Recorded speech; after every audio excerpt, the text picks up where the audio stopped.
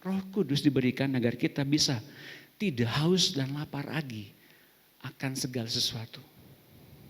Maka dalam Alkitab dikatakan begini, carilah kerajaan Allah dan kebenarannya.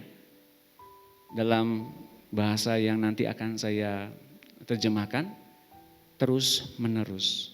Berarti ini konstan, progresif. Dalam Matius 6:31-33 ini ayat yang sangat luar biasa. Sebab itu janganlah kamu khawatir dan berkata apakah yang akan kami makan. Apakah yang akan kami minum, apakah yang akan kami pakai. Makan, minum, pakai. Oke, next. Semua itu dicari bangsa-bangsa yang tidak mengenal Allah. Akan tetapi Bapamu yang di sorga tahu bahwa kamu memerlukan semuanya itu. Yang kami makan, kami minum, kami pakai. Itu yang dunia inginkan. Mungkin yang kami pakai, mungkin termasuk mungkin mobil, rumah baru atau apapun itu. You name it, sebutkan. Ini ada dalam dunia semuanya. Semua itu dicari bangsa-bangsa yang tidak mengenal Allah, akan tetapi Bapakmu yang di sorga tahu bahwa kamu perlu. Kalau Bapakmu di sorga tahu dan perlu, kan kita perlu mengungkapkan petisi, bukan?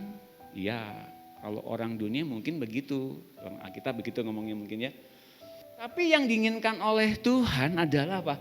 Tapi carilah dahulu kerajaan Allah dan kebenarannya, maka semuanya itu akan ditambahkan kepadamu.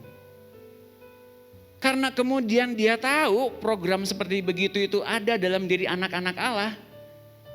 Dia tahu, jadi nggak usah diungkapin petisinya. Mengapa? Yang ia inginkan hidupi firman dan kebenarannya. Ketahuilah itu ada dalam setiap kebenaran firman Tuhan. Jadi jangan minta lagi. Jadi di atas segalanya, carilah kerajaan Allah dan kebenarannya terus menerus.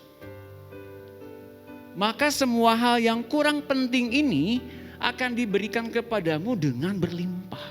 Nah itu dia penekanannya. Yang kita makan, yang kita minum, yang kita pakai itu enggak terlalu penting. Esensinya enggak kayak gitu, hidup itu enggak. Tuhan ngajarinnya seperti begitu dengan ringkas. Jadi kalaupun engkau enggak berdoa tentang segala hal yang dibutuhkan olehmu pada hari-hari ini, dan Tuhan tahu itu, Tuhan akan berikan kepada kita. Apa? Semua hal yang kurang penting ini akan diberikan kepadamu dengan berlimpah. Kalau kita cari kerajaan Allah dan kebenarannya terus menerus. Tepuk tangan buat Tuhan kita.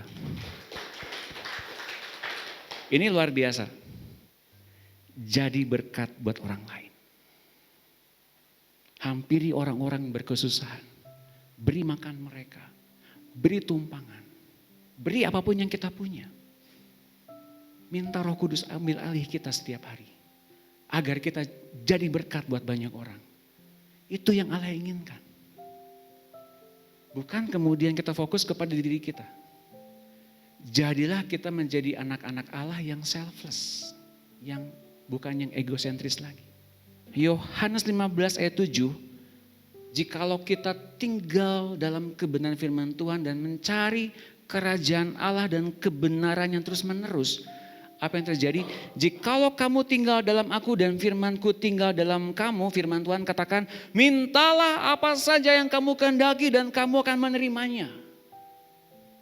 Mengapa bisa begitu? Karena kemudian perbendaharaan hati kita diubahkan. Perbendaharaan pikiran kita diubahkan. Kerajaan Allah dan kebenarannya yang kemudian menciptakan satu doa petisi yang sangat tepat, yang sangat efektif. Untuk kita berbuah lebat dan pasti Allah disenangkan oleh itu. Karena kemudian di dalam ayat 8, dalam hal inilah Bapakku dipermuliakan, yaitu jika kamu berbuah banyak dan dengan demikian kamu adalah murid-murid. Kalau kita kemudian meminta kepada Allah untuk berbuah lebat, oh Allah Bapa disenangkan dengan itu semua. Dan pasti diberikan. Mintalah apa saja yang kamu kehendaki dan kamu akan menerimanya. Itu berdasarkan firman-Nya. Dan 26 dikatakan begini, jikalau penghibur yang akan kuutus dari Bapa datang, yaitu roh kebenaran yang keluar dari Bapa, ia akan bersaksi tentang aku. Tetapi kamu juga harus bersaksi karena kamu dari semula bersama-sama dengan aku. Rahasia disikapkan pada saat ini, untuk kita diberkati, jadi berkat dulu bagi banyak orang. Untuk kita dipulihkan, pulihkan orang dulu, baru kita dipulihkan. Bila kita mengalami keterikatan, lepaskan orang dulu, baru kita mengalami kelepasan. Jadilah saksi bersama-sama dengan Kristus, karena kita semula bersama-sama dengan Dia. So, pada hari ini kita mau menyimpulkan ini. Dalam Efesus 4 ayat 30, janganlah mendukakan Roh Kudus dengan cara hidup saudara.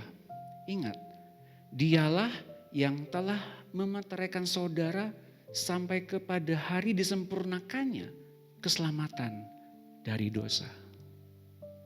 Ancaman dosa masih ada, penghukuman masih ada, kesalahan masih mungkin terjadi, tapi hormati Roh Kudus. Jangan dukakan hatinya. Ikuti baik-baik apa yang dikatakan Roh Kudus di hati kita. Ikuti karena Ia sedang memeteraikan sampai dengan disempurnakannya keselamatan dari dosa. Dan kemudian dalam 1 Kor 12:31, ini yang luar biasanya. Ini bukan cuma penutup hari ini, akan ada hal-hal yang lain. Jadi berusahalah untuk memperoleh karunia-karunia yang paling utama, tapi aku menunjukkan kepadamu jalan yang lebih utama lagi. Dari pimpinan Roh Kudus, sebetulnya apa yang sedang Ia ajarkan, apa yang sedang Ia arahkan, yaitu Roh Kudus memperkenalkan siapa Yesus. Inilah jalan yang lebih utama lagi. Apa yang dikatakan Tuhan Yesus kepada kita. Kalau kita begitu mengasihi perkataan Tuhan Yesus, Dia bilang begini, jika engkau mengasihi perkataanku, maka kami, aku dan Bapa akan diam dalam diri orang itu. Menjadikan tubuh kita menjadi tubuh kediaman sorga yang sesungguhnya. Inilah rangkaian penyelamatan yang sedang dikerjakan oleh Roh Kudus kepada diri kita pada hari-hari ini.